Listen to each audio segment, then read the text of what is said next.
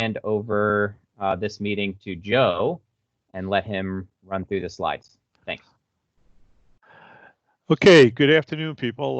Welcome to Uncommon University, our first of numerous classes that we're going to have this over the next few weeks.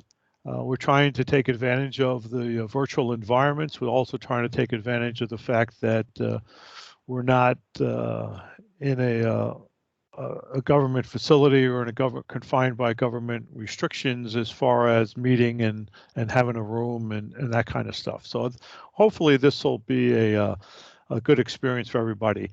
This first class is a really just an overview about enterprise architecture thinking and how we get ideas and frame things.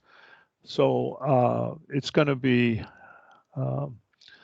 things where we're going to, each one of these classes is going to start off with a who, what, why, when, where, and how. That's going to be our theme for this whole set of introductory classes.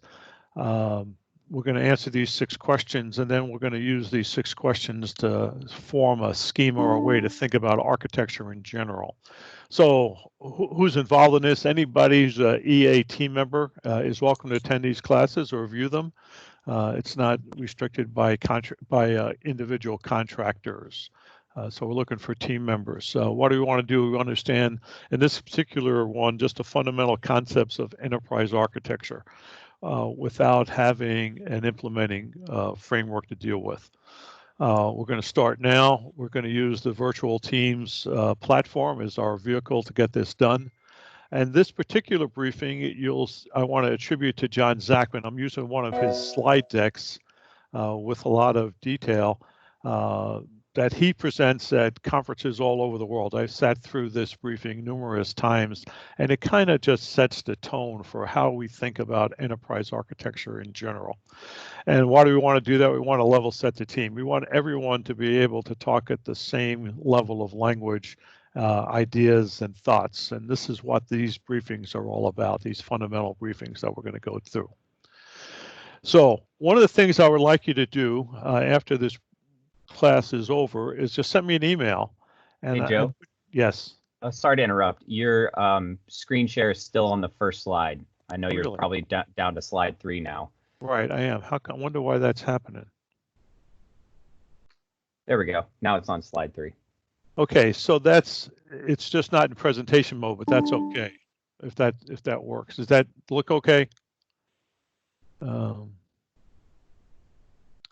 can make it a little bit bigger. Is that okay, Wayne? Are we okay? Yeah, there's a grid showing up on it for some reason, but right. Other than that, yeah, it looks fine. Yep.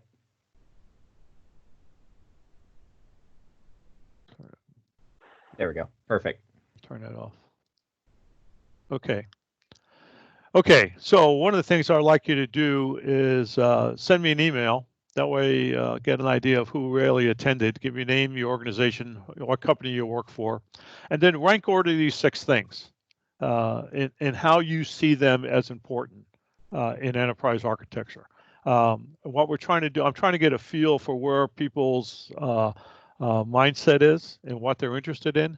And we'll take this information and we'll compile it. We'll share it with you as we go along. But just do that as kind of a first homework assignment.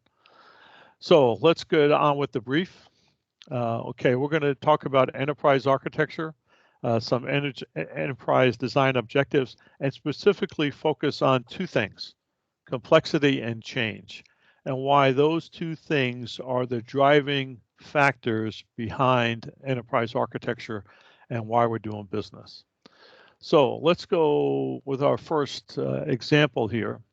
Now, this is the Flavian Amphitheater, sometimes known as the Roman Colosseum. This is obviously a artist reconstruction of what it would look like if it was still up today. It was built 72 to 80 AD. Interesting comment about who built it. It was actually, built, if you know your Roman history, remember Western civilization class, there was a great fire in Rome during Nero's reign in the late 60s. and then Nero was replaced by a series of new emperors. And this area where the Colosseum sits is where one of the areas that was devastated by the fire.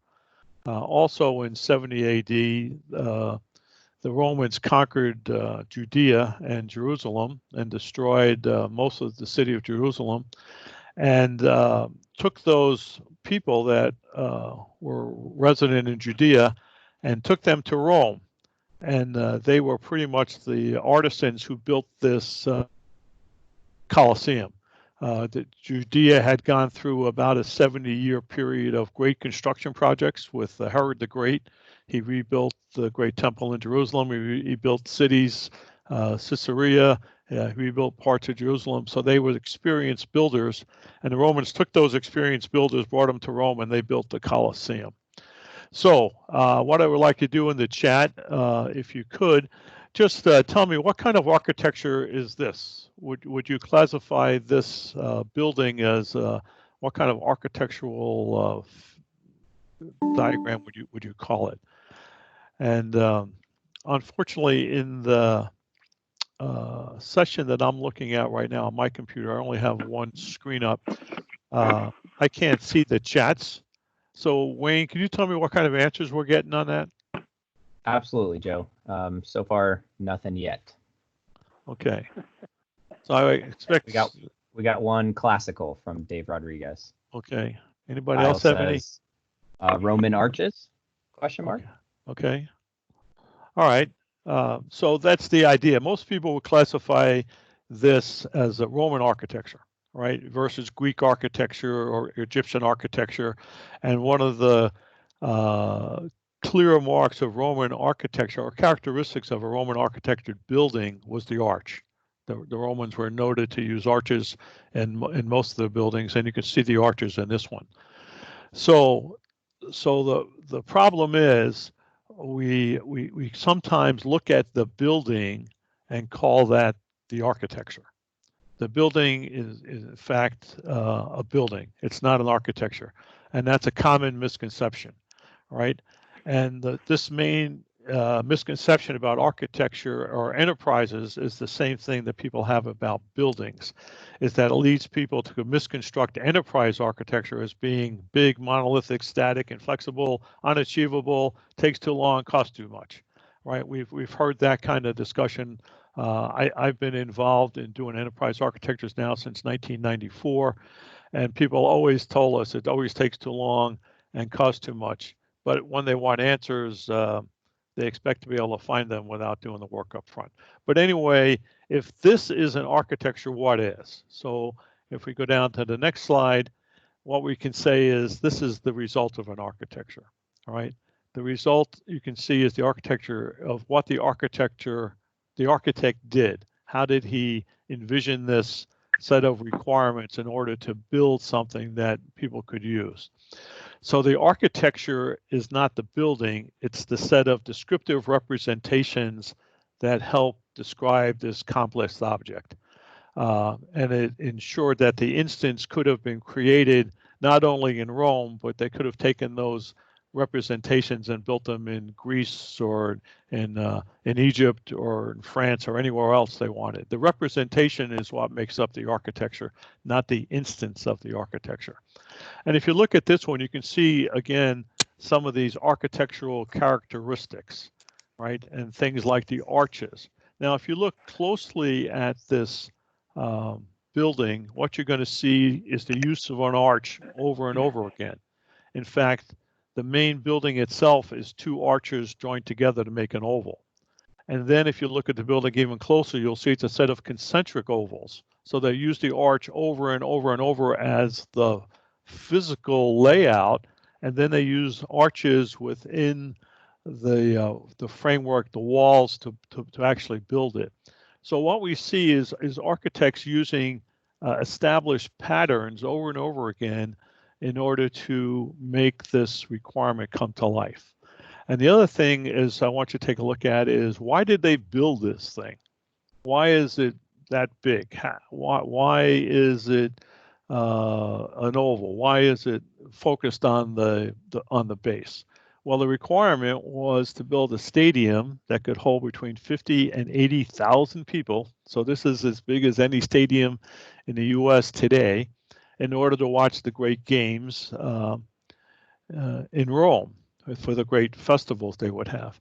So not only, so if you're going to have 80,000 people in a facility that's going to be viewed in programs, you're going to have things like bathrooms, facilities, other things to do, exits and entry ramps. They said they could actually exit the Coliseum in about 15 minutes. They could take 80,000 people, they could exit the Coliseum in about 15 minutes. Also, what's important with architecture is how does it build? What materials are being used? What do I need to build something like this? And if you know anything about the Romans, what you know is that they perfected concrete. So most of what you see in that picture, what's left of Colosseum, is made out of concrete. The Greeks invented concrete, the Romans perfected it. And most Roman structures were built with a series of concretes. So one thing about concrete that you may or may not know is that the chemical reaction that forms concrete never ends. It's an ongoing reaction. So this concrete's 2,000 years old, very, very hard. And it becomes very, very stable over time. So if this was we said that the architects made descriptive representations, what would they look like?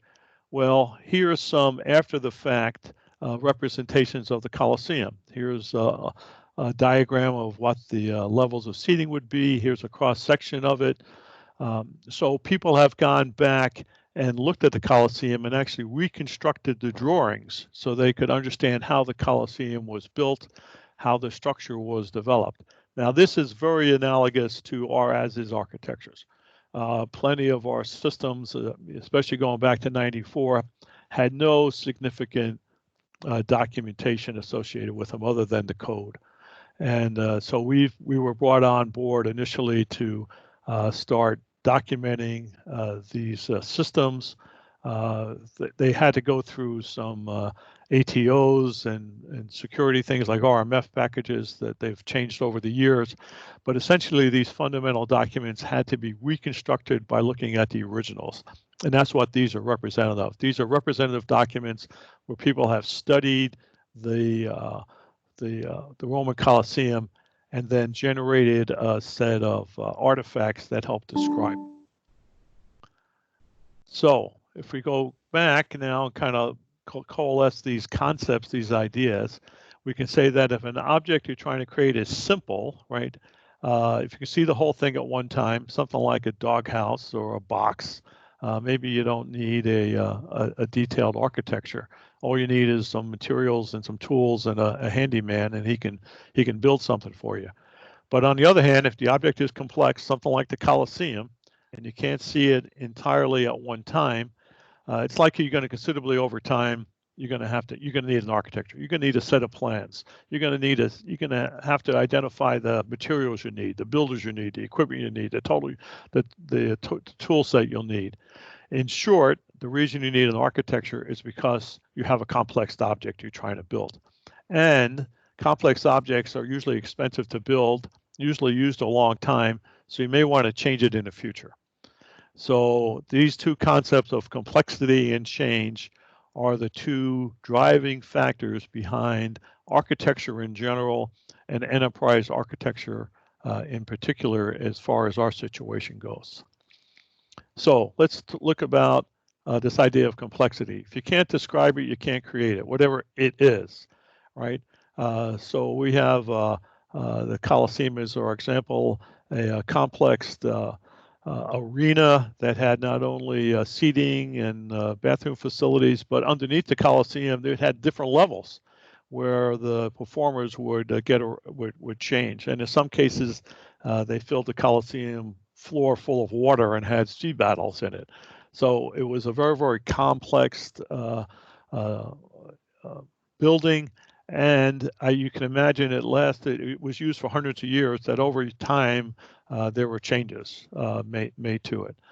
So the question is, if you don't retain those descriptive representations when you first create it, or if you never created them in the first place, and you want to change the facility, what are your options? And these are the three great questions, right?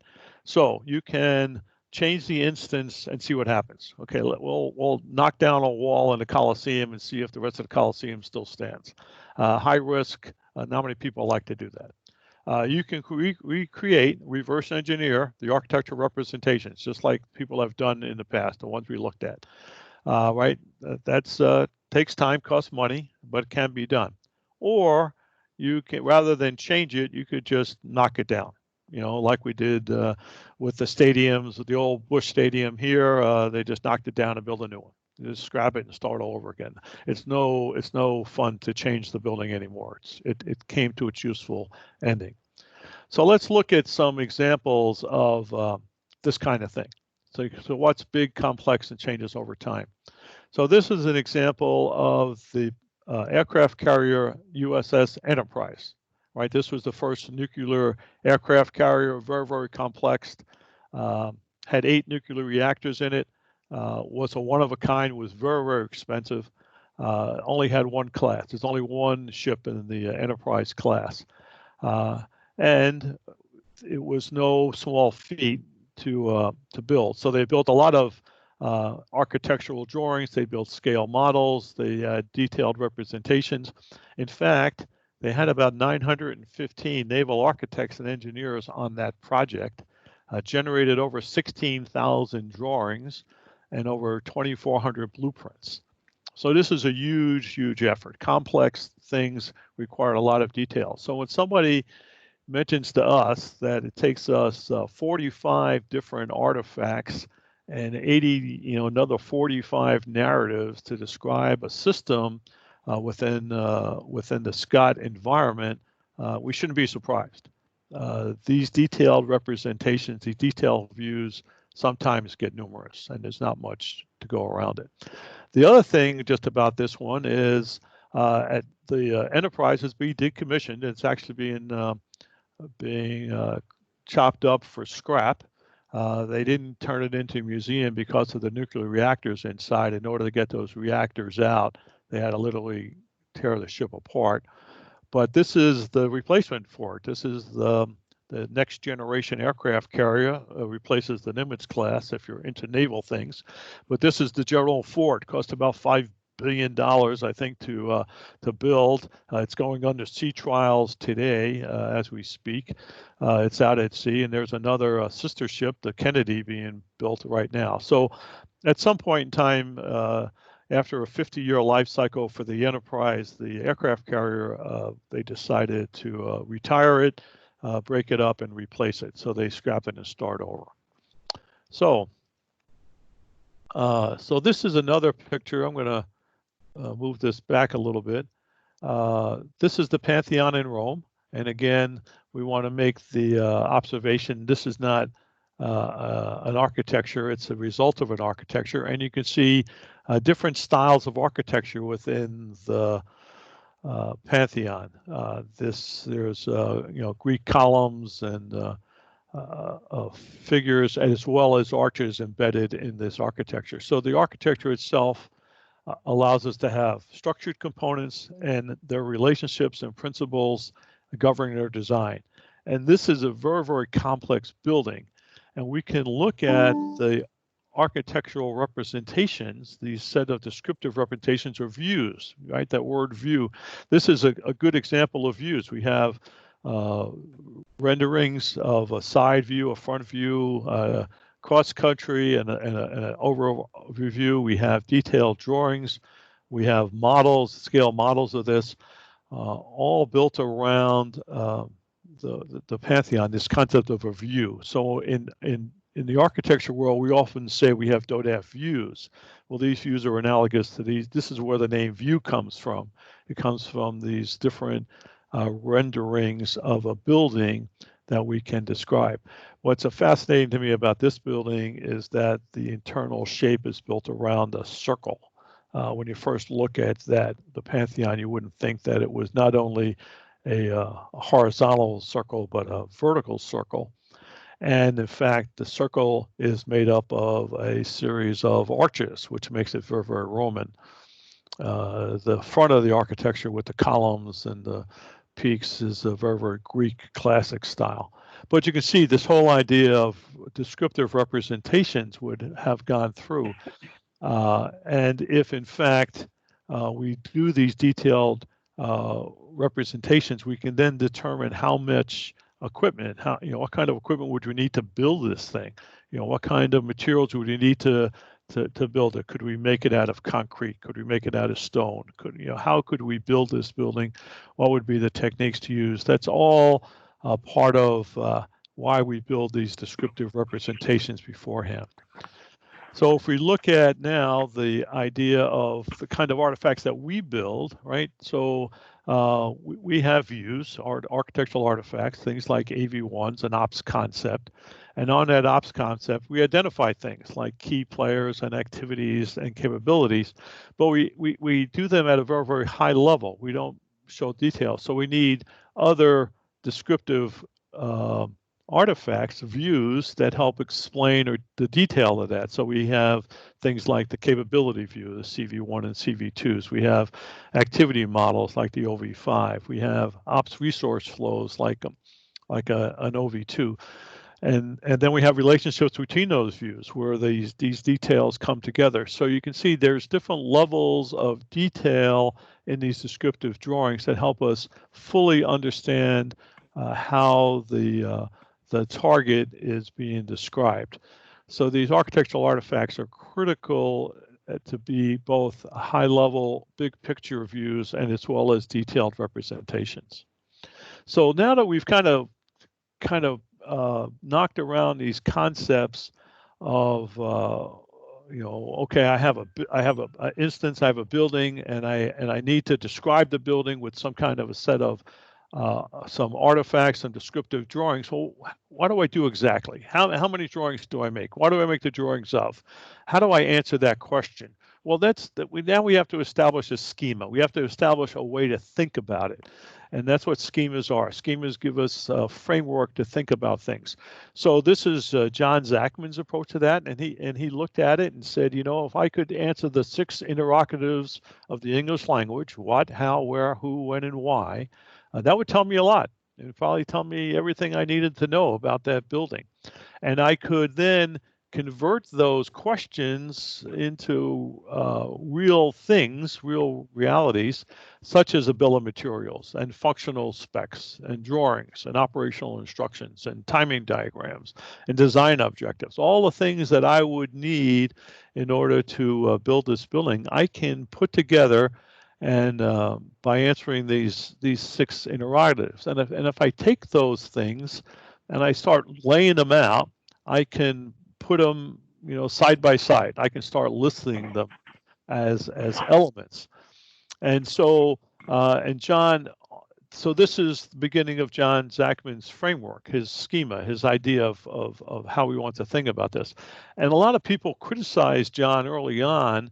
I've known John since 1994, and I've been to a lot of Zachman events that they would argue with him, saying the why should be first and the how should be last, and they dicker about the order of the columns. And John said, wait a minute, time out. It doesn't matter. You have to think about, at the end of the day, you have to have all these things addressed, whether you address in what order you address them, or if you build them in pieces and then put them together. The whole idea is at some point, all 6 of the interrogatives have to be addressed, and you have to have them understood.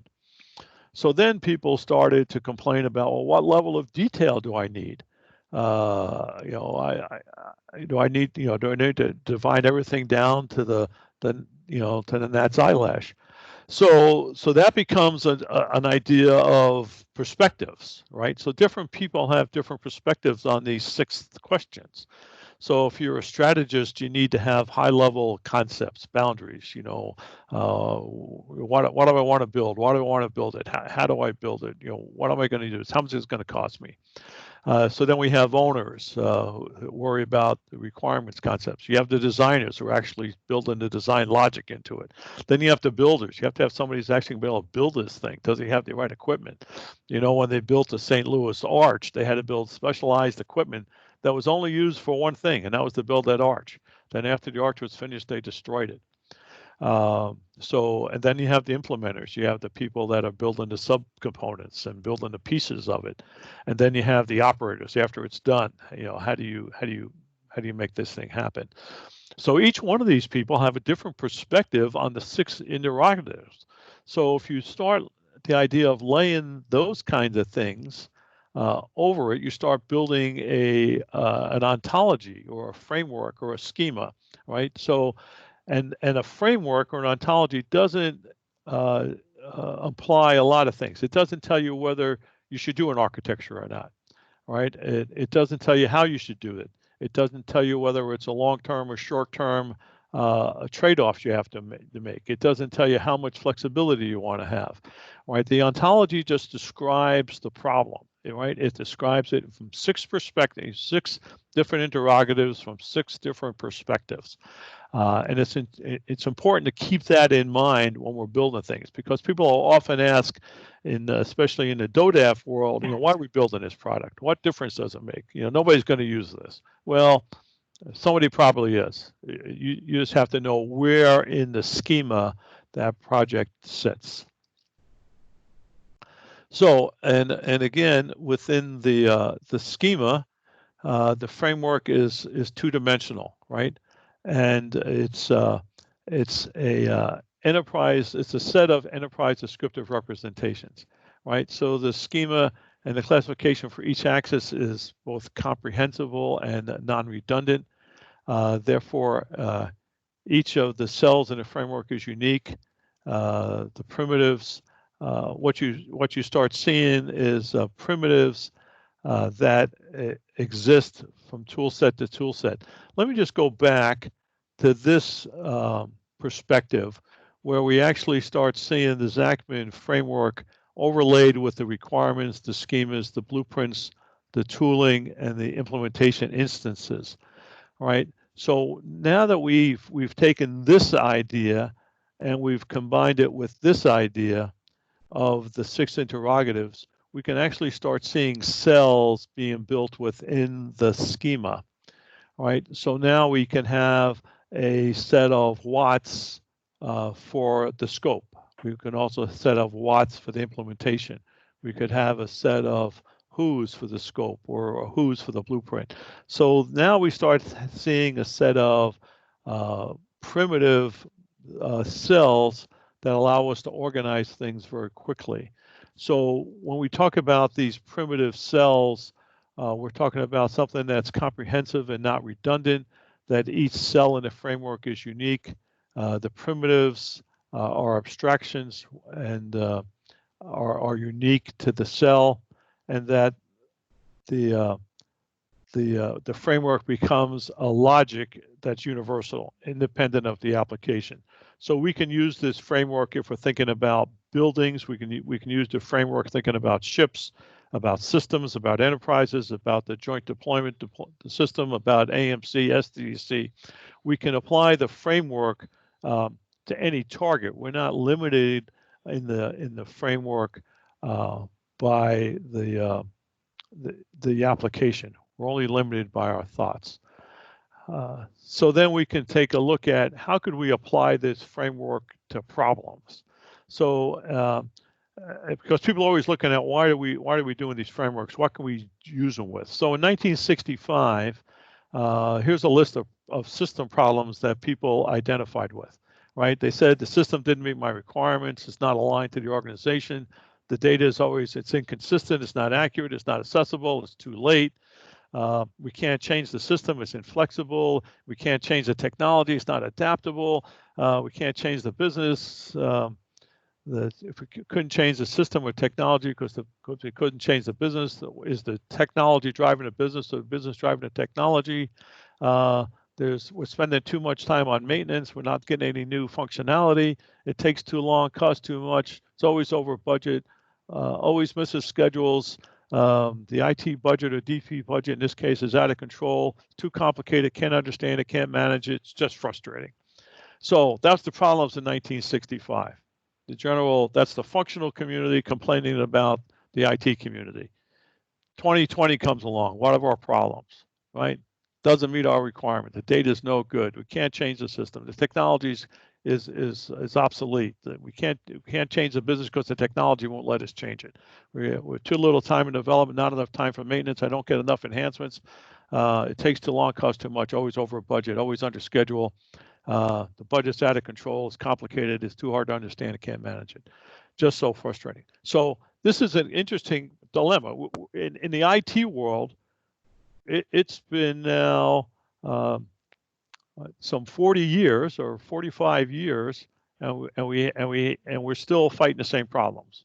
So what does that tell you? It tells you one thing is that individual technologies didn't solve the problem. And there's a whole list of this listed here. COBOL didn't solve it. Virtual memory didn't solve the problem. Word and Excel didn't solve it. Microsoft didn't solve it. Google didn't solve it. WebSphere didn't solve it. SOA didn't solve it. So if these technologies that are very, very sophisticated, very, very powerful, couldn't solve our problem with IT, it makes you wonder, is there actually a technical solution to the problem? Right. So is it just a matter of bringing technology to the field to solve problems, or is there some other approach?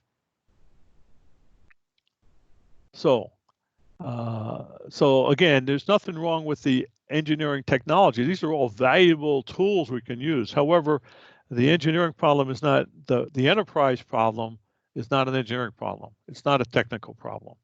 So, and John goes on to argue that the perception is going back to the actual work is engineering work to solve the problem. So John's idea is his plan would be start building out models, primitive models, engineering models, and for alignment, for integration, for flexibility, to reduce time and market. Model what you're going to do before you try to do it, right? And his question has always been, if that's his plan, what would be your plan for solving the problem? So we have these continuing problems of IT and the business in conflict, and how do we going to solve this problem? And the only way to do it is to start bringing a comprehensive modeling approach to the problem. So the one of the bottom lines here is this is the latest version of John Zachman's framework, a much more sophisticated set from the version 1 that was produced back in the 80s. Very, very complex. I have a high resolution version of this available in PDF. But essentially, over the years, John has become more and more involved in developing the finer elements of this architectural framework. Now, we'll have a separate class that just deals with the details of the framework, so I'm not going to spend a lot of time with it here. But just remember, what you can take away from here is, in order to approach problems with complexity and change, we want to look at things across 6 interrogatives, answer those questions: why, how, where, when, who, and why, from 6 different perspectives, from a scoping, a business perspective, an architecture perspective, an engineering perspective, a technical perspective, and an engineering perspective. If we could have an architectural set of artifacts that answered all these questions, filled on all the cells, we could pretty much answer any question that was proposed to us. So we'll revisit the Zachman framework at a later time in another course. So to kind of wrap this up, in summary, in enterprise architecture, a total set would necessarily include perspectives from strategists, scope, boundaries, and concepts, executive leaders, business models, requirements, concepts, architects, systems models equal to system design, engineers, technology models, and plain physics, technicians, tools, configurations, and then workers. Enterprise implementation equals production. So that kind of wraps up this first of these series of briefings or classes that we're going to have, just kind of a broad brush overview. If anybody, hey, Wayne, have we seen any comments in the chat, or does anybody have any questions? It's been quiet on the chat so far, Joe, but okay. We'll give folks a minute or two. If you have a question that you've been wanting to ask, now's a great time to do it. Just to follow up on this lecture, a lot of you guys are experienced architects, and we're taking it all the way back to sort of the fundamentals, the basic building blocks. So hopefully we're trying to level set the community. And one thing I've noticed is sometimes we get really wrapped up in the day-to-day and forget the high level important questions around why do we come to work every day? What value are we providing to our customer, to our peers, etc.? And I think Joe did a really great job sort of laying the foundation there on what is it that we're talking about and why are we talking about it. So no questions on the chat. If anyone wants to open audio, you can do that as well at this time. Okay, all quiet. So we're going to do this same time, same place tomorrow and Friday. And then we are going to come up with sort of a consistent schedule for the next couple of weeks. So be on the lookout for invites from myself or your team or task lead. And again, I'm recording each one of these meetings, and I will make sure that you guys have access to those as well. And that's it for me, Joe. Anything else? No, that's all I have. Unless there's any other questions, we can give people some time back. All right. Thanks, everyone. Have a great rest of your day.